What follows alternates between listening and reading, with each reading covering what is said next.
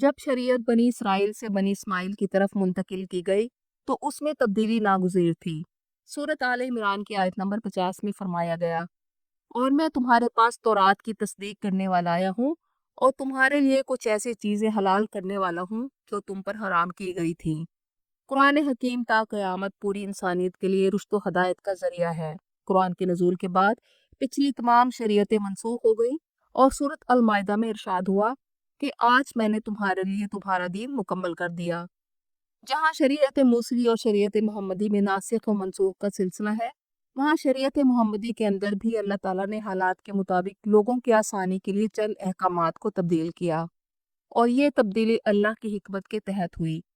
جس میں کسی سابقہ شرعی حکم کو منسوخ کر کے ایک نئی شرعی دلیل آ جائے۔ سورۃ البقرہ کی آیت نمبر 106 میں اللہ تعالیٰ نے فرمایا،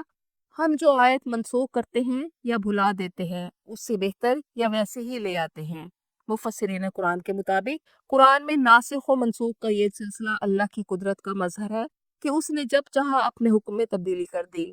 مفسرین کے مطابق آیات ناسخ اور منسوخ کی تعداد پورے قرآن حکیم میں 4 تا 10 ہیں،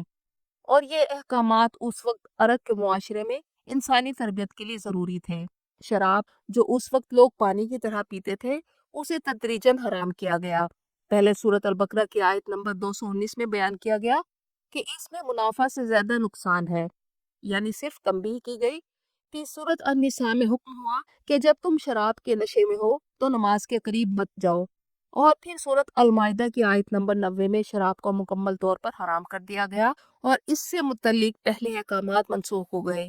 اسی طرح روزوں کے بارے میں حکم ہوا کہ تم پر روزے فرض کیے گئے ہیں جس طرح تم سے پہلی قوموں پر فرض کیے گئے تھے۔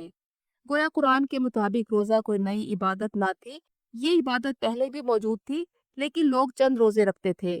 اور روزوں کی یہ عبادت 30 روزوں کی شکل میں ایک مخصوص مہینے میں پہلی بار عربوں پر نازل ہوئی۔ ابتدا میں نئے مسلمانوں کے لیے آسانی دی گئی کہ اگر کوئی بیماری اور سفر کی وجہ سے روزہ نہیں رکھ سکتا تو وہ باقی دنوں میں پورا کر لے، اور جس کے پاس ہمت ہو اور استطاعت ہو وہ روزہ رکھنے کی بجائے مسکین کو کھانا کھلا دے، جبکہ روزہ رکھنا بہتر ہے۔ اور جب لوگوں کی تربیت ہو گئی تو حکم نازل ہوا کہ جو رمضان پائے وہ روزہ ہی رکھے۔ اسی طرح احکامات کی یہ تدریج تربیت کی تکمیل تھی، اور جب مکہ میں ابتدائی اسلام میں مسلمان کمزور تھے اور ظلم برداشت کر رہے تھے تو ابتدا میں کہا گیا کہ صبر کرو اور اپنے ہاتھ روکے رکھو، لیکن جب مسلمان طاقتور ہوئے اور مدینہ میں اسلامی ریاست قائم ہو گئی تو مسلمانوں کو حکم دیا گیا کہ اب جہاد کرو۔ سورۃ الانفال میں فرمایا گیا کہ ایک مسلمان 10 کافروں پر بھاری ہے، لیکن پھر اللہ نے فرمایا کہ ہم نے تمہاری کمزوری دیکھ لی، اب ایک مسلمان 2 پر بھاری ہوگا، کیونکہ نئے اسلام لانے والے لوگ اتنے مضبوط نہ تھے جتنا کہ مکہ میں اسلام کے ابتدائی دور میں ایمان لانے والے لوگ تھے۔ اس طرح سورۃ المجادلہ کی آیت نمبر 12 میں حکم دیا گیا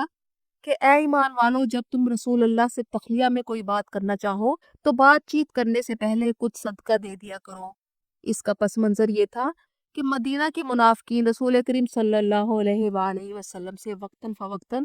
تنہائی میں بات کرنے کا تقاضا کرتے تھے۔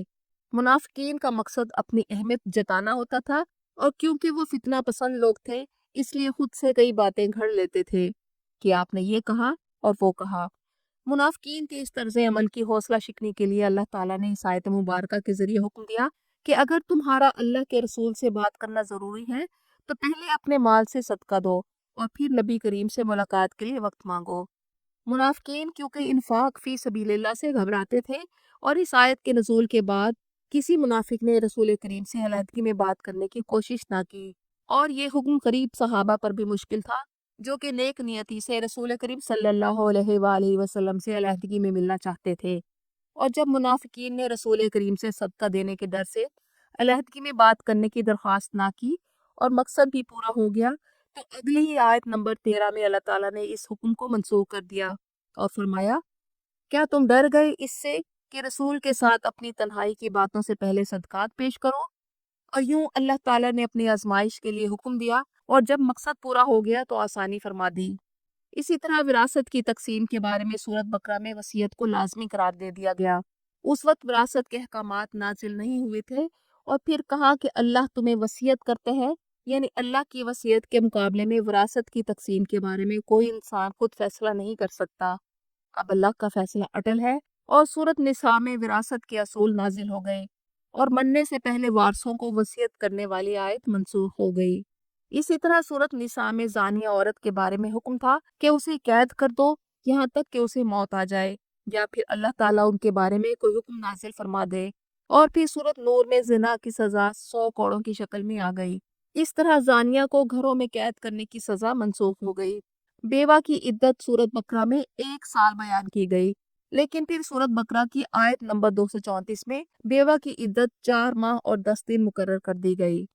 قرآن حکیم کی ناسخ اور منسوخ آیات اس بات کا ثبوت ہے کہ اسلام ایک زندہ، عملی اور انسانی فطرت کے مطابق دین ہے، جس میں انسانی نفسیات کو مد نظر رکھا گیا ہے۔ بنیادی عقائد میں کبھی تبدیلی نہیں ہوتی۔ اللہ کا دین حضرت آدم علیہ السلام سے لے کر نبی کریم صلی اللہ علیہ وآلہ وسلم تک ایک ہی رہا ہے۔ البتہ انسان کے ارتقاء کے جس مرحلے میں انبیاء آئے، اسی مناسبت سے احکامات نازل ہوئے، اور یوں شریعتوں میں فرق رہا ہے، کیونکہ ہر شریعت اپنے علاقہ اور قوم کے لیے تھی،